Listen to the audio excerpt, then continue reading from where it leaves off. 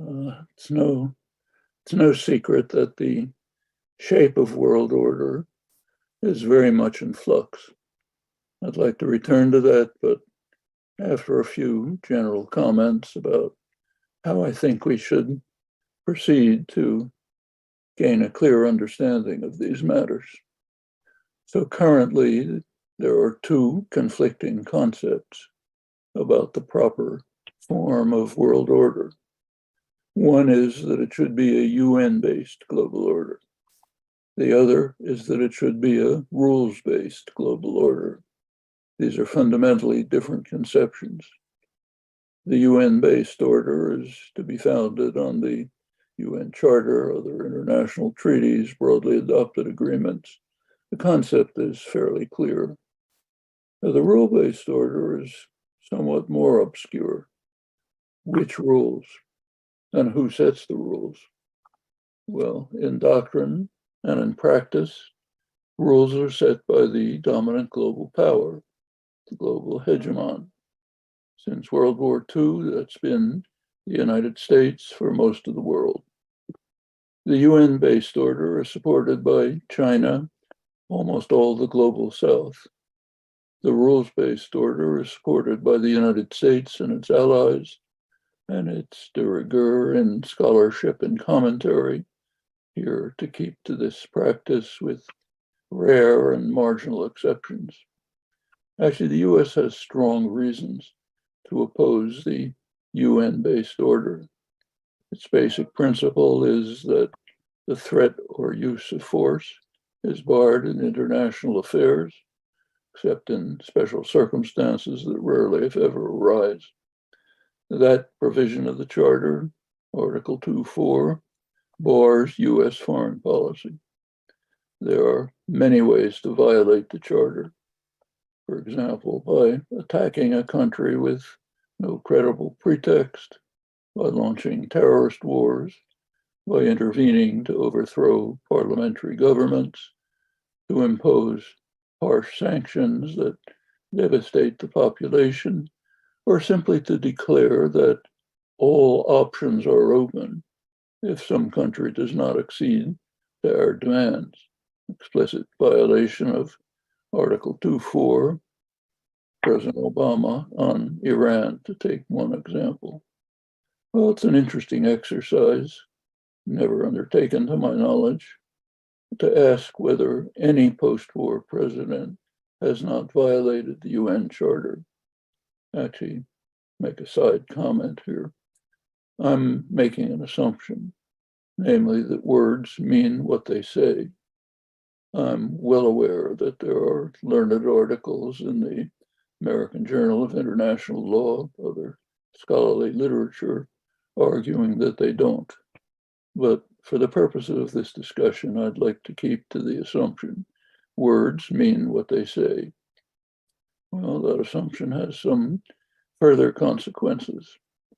According to the Constitution, as you all know, all treaties made or which shall be made under the authority of the United States shall be the supreme law of the land. Of course, includes the UN Charter, the main post-war international treaty.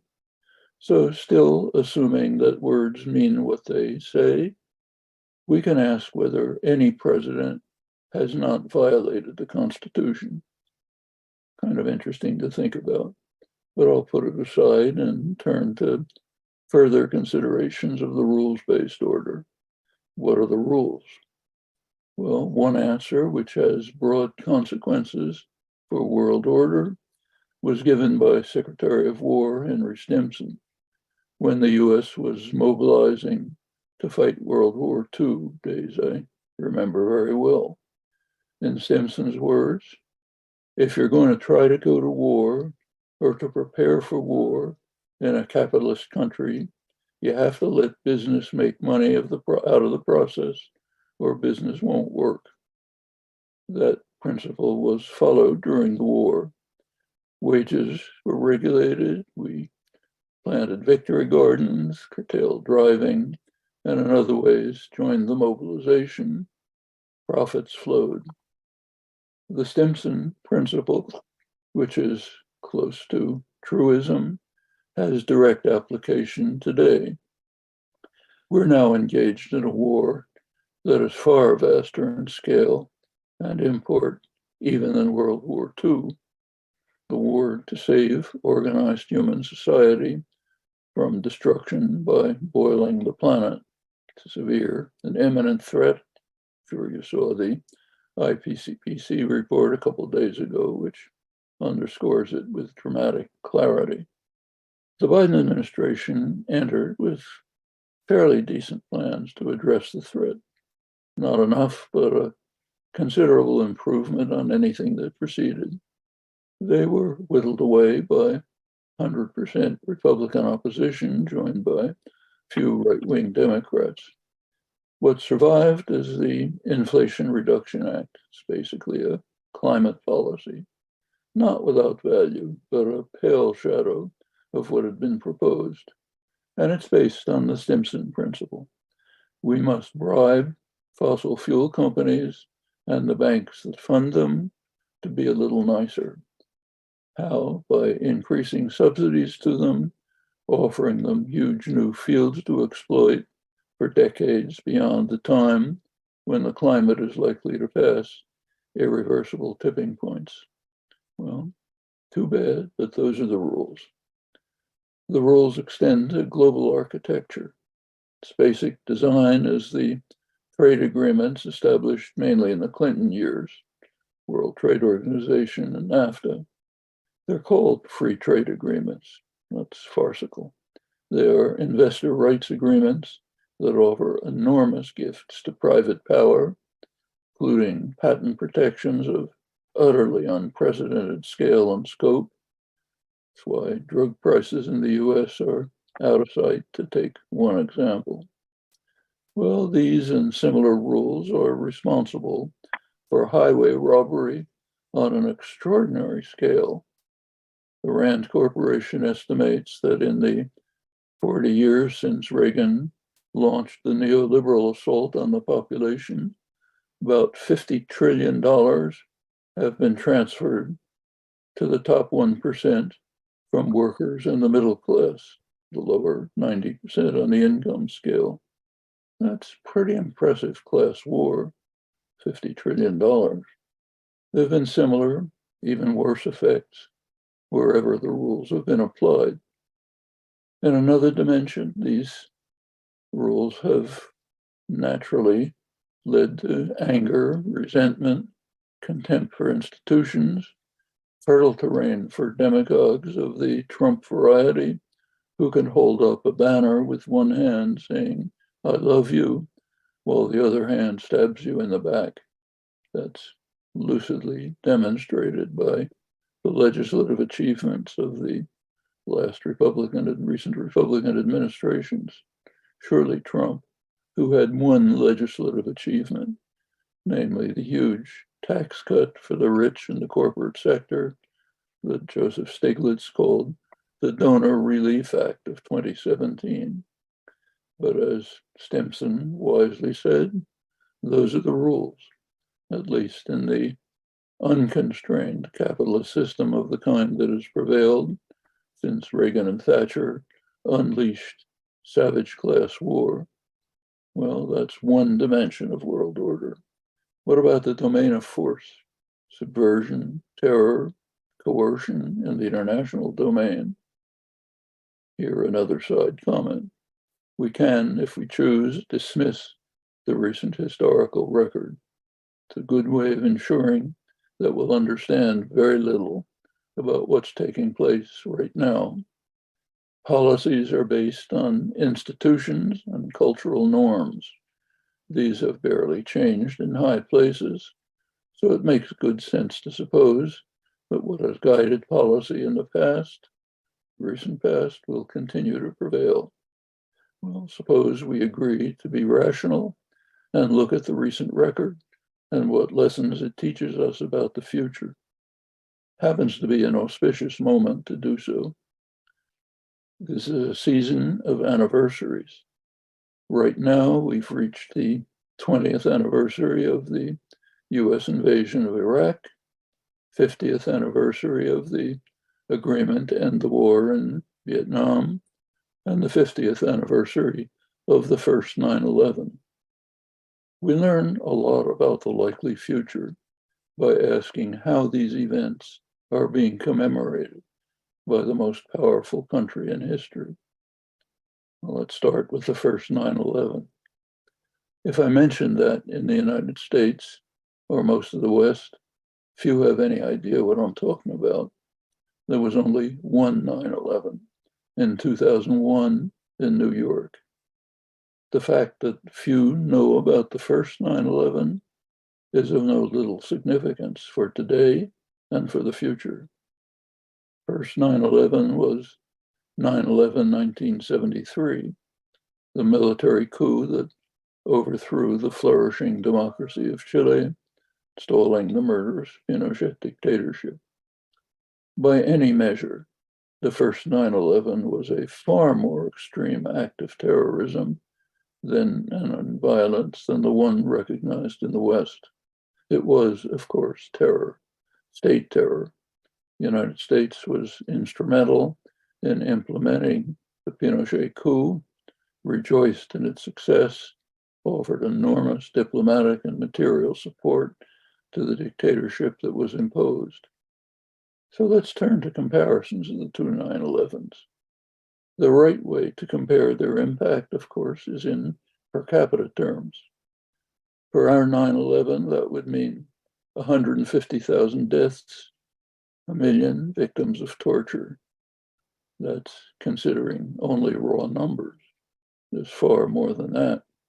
The second 9/11 did not overthrow the US government, kill the president, install a vicious dictatorship. The second 9/11 had no lasting effects in the United States. It did have major effects in the Central Asia, Middle East region, not very attractive ones, but that's a separate story. In contrast, the effects of the first 9/11 have been drastic.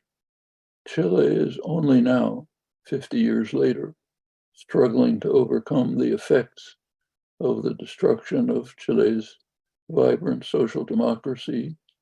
Still a hard struggle. That's worth contemplation. Well, let's turn to the 50th anniversary of the Vietnam Peace Agreement.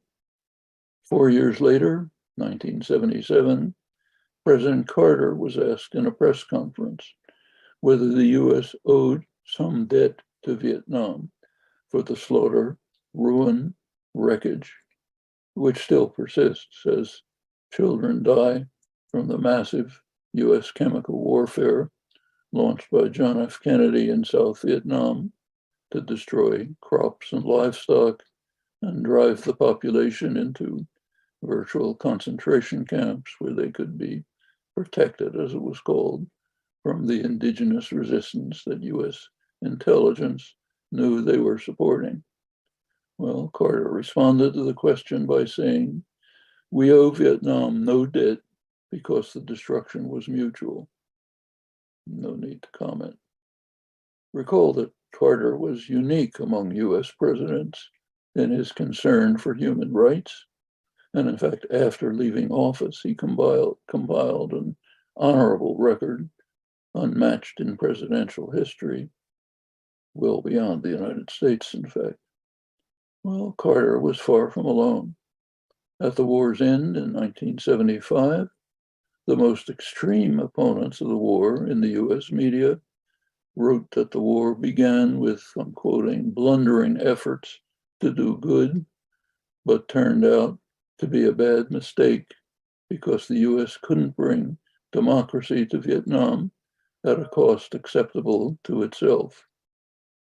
Again, no comment necessary. Well, let's turn to the third anniversary, the 20th anniversary of the invasion of Iraq, worst crime of this century. There was actually an interview with the perpetrator, George W. Bush. It was in the Washington Post. In the style section, he was portrayed as a goofy grandpa playing happily with his grandchildren, showing off the portraits he had painted of famous people he had met. There were a few comments on this by his adoring fans like Michelle Obama, who said, "I love him to death. He's a wonderful man. He's a funny man." Not everyone in Afghanistan and Iraq loves him to death, though they know a lot about death. The US government did, in fact, commemorate the 20th anniversary of the invasion of Iraq.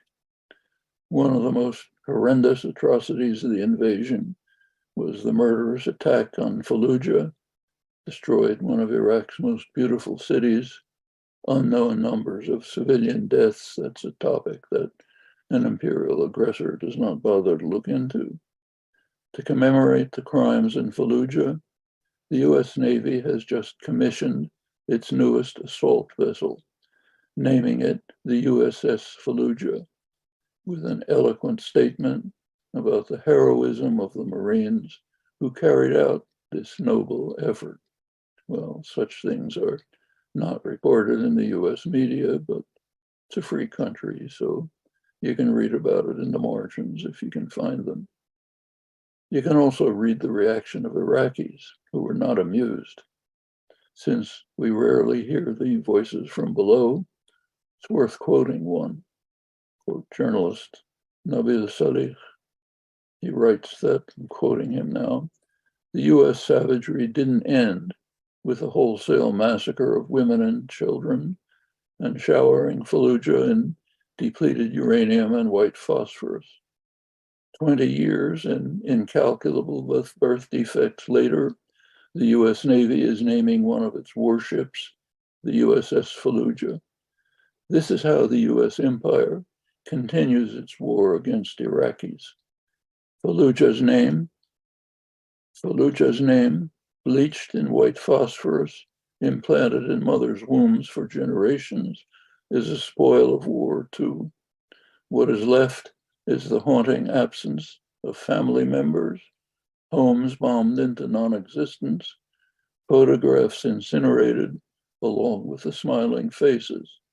Instead, a lethally corrupt system of cross-sectarian camaraderie and theft was bequeathed to us by the unpunished war criminals of Downing Street and the Beltway, the first great Western democracies."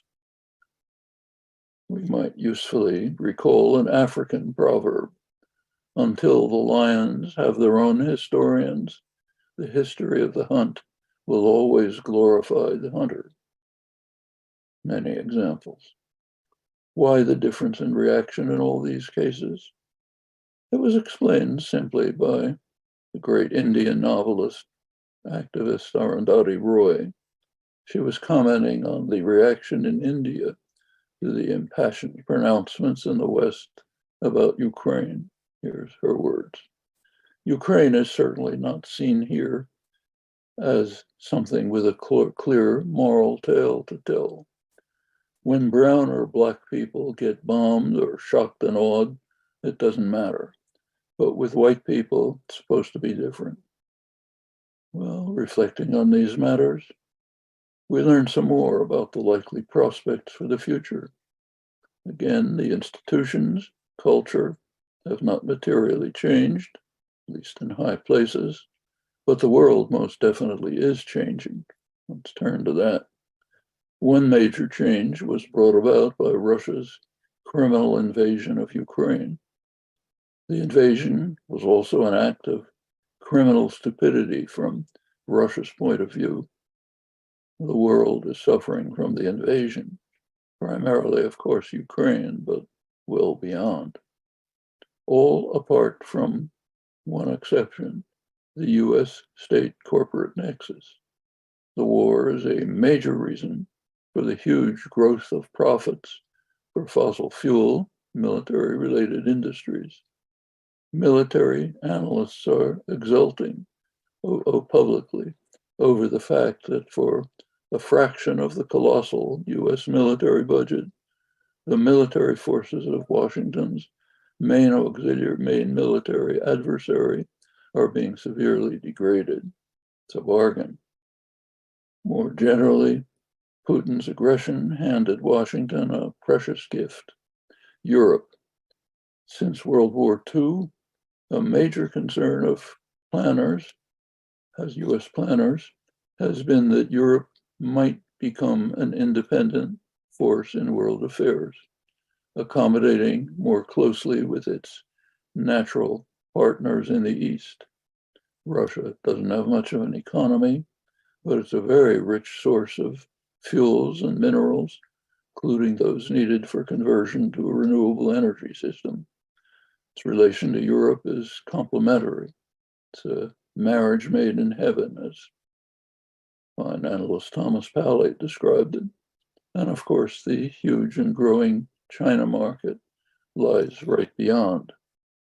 The threat arose early on in the Cold War with Charles de Gaulle's call for a Europe from the Atlantic to the Urals. Later in Willy Brandt's Ostpolitik, with the fall of the Soviet Union, in Gorbachev's vision of a common European home from Lisbon to Vladivostok, no military alliances, no victors and vanquished, a common search for a social democratic future.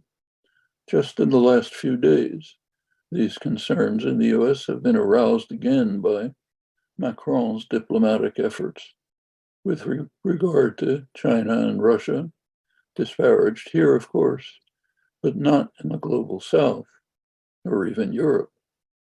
Haven't seen it reported here, but the head of the European Council, the former Belgian Prime Minister Charles Michel, last Tuesday said that European leaders are, quoting him, becoming increasingly favorable towards Macron's push for strategic autonomy away from the United States. He said that Macron's views reflect a growing shift among EU leaders. Well, that's not the story here, but it is the story. The establishment of NATO was one major counter to the threat of European independence. Same was true of the flat rejection of Stalin's and later Khrushchev's offers of détente. These are important matters, much too little discussed. Another was Clinton's violation of Bush #1's clear, unambiguous promise to Gorbachev that NATO would not expand to the east if Gorbachev agreed to allow Germany to be unified and to join NATO. That was not a small concession in the light of recent history. Well, Putin's aggression put an end to this threat, at least temporarily, though it's not at all clear how long Europe, with its highly sophisticated German-based industrial system, will be willing to face decline, as is now happening, by hanging on to Washington's coattails. Washington is exploiting the triumph. The last NATO summit a couple weeks ago, the United States extended NATO's reach to the Indo-Pacific region. That means enlisting Europe in Washington's confrontation with China, which has both military and economic dimensions. In the military dimension, official US policy, I'll quote it, is to encircle China with a ring of sentinel states, heavily armed with US supplied precision weapons aimed at China, backed with huge naval maneuvers in the Pacific. For the first time, nuclear-capable B-52s are being stationed in Guam, Northern Australia, within striking distance of China.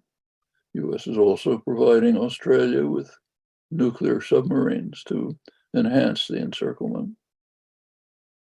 Turn to the economic dimension. The Biden administration has virtually declared war on China. Business Press describes it that way accurately. Goal is to deprive China of the technology needed for its industrial growth. That would be a severe blow to the Netherlands, South Korea, Japan, where the world's most sophisticated industries are being ordered to abandon their major market. Whether they'll concede to the pressure, no one knows. So far, US corporations have found ways to get around the government pressure to shift production from China to Mexico, Vietnam, and India. Interesting study about it in the Asia Times. They report us quoting a strong correlation between these countries' imports from China and their exports to the United States, which means that US corporations maintain their China connections through intermediaries. Capital has its own ways. It's only under true fascism that business is subordinated to the state. Here it's most nearly the other way around, Stimson's principle. Well, meanwhile, China is continuing its vast development diplomatic projects throughout Eurasia, reaching into Africa and the Middle East, even into Washington's backyard in Latin America. Guns don't stop it. The most recent surprise was the China-initiated accommodation between Iran and Saudi Arabia that throws a wrench into Washington's efforts to create an alliance of reactionary states to confront Iran. More deeply, throws a wrench into a core US policy going back to World War II to control the Middle East oil-producing regions, with Saudi Arabia the linchpin. That reminds us that there's a world outside the great powers, the global South, most of the world. It's been refusing to join the United States in what it sees as a proxy war between the US and Russia over Ukrainian bodies. India, Indonesia, Brazil, African countries have rejected US pressure to join in the sanctions against Russia. They're pursuing their own diplomatic, commercial relations with Russia and with China, much to Washington's displeasure. Well, these are only broad brushstrokes. I think the general picture is one of a fragmenting world with many uncertainties ahead and many threats. It's no secret that this is a unique moment in human history. Within the next few decades, we will decide whether the human experiment on Earth persists or collapses in inglorious failure. And that decision will have to be a common one. The existential threats we face have no borders. Either humanity will find a way to work together to confront and overcome them, or we will all fall over the precipice together.